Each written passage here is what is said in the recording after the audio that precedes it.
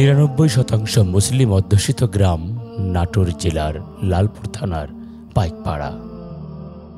এই গ্রামের আশেপাশে 1 থেকে 2 কিলোমিটার দূরত্বে মসজিদ, যার কারণে গ্রামবাসী জামাতে নামাজ আদায় করতে হলে পায়ে হেঁটে যেতে হতো অনেক দূরের পথ।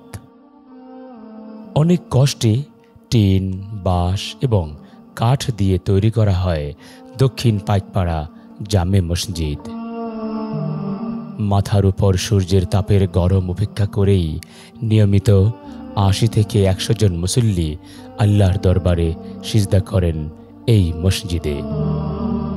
পবিত্রতা অর্জনের জন্য নেই ভালো টয়লেট ও অজুখানা। আমাদের মসজিদ নির্মাণের উদ্দেশ্যে কিছু দানকৃত জমি আছে এবং কিছু আমাদের সামাজিক অর্থায়নে ক্রয়কৃত সম্পত্তির পরে আমরা মসজিদ নির্মাণ করেছি, 3 সেট মসজিদ।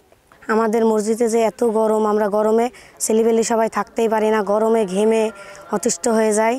মসজিদে টয়লেট নেই, অজুখানা নেই, গোসলখানা নেই, টিউবওয়েল নেই এবং এটা নির্মাণ করার জন্য আমাদের কাছে যথেষ্ট পরিমাণ টাকাও নেই।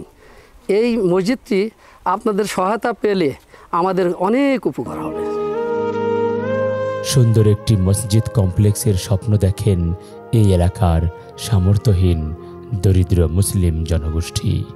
আল্লাহ তাদের এই স্বপ্নকে কবুল করুন, আমিন।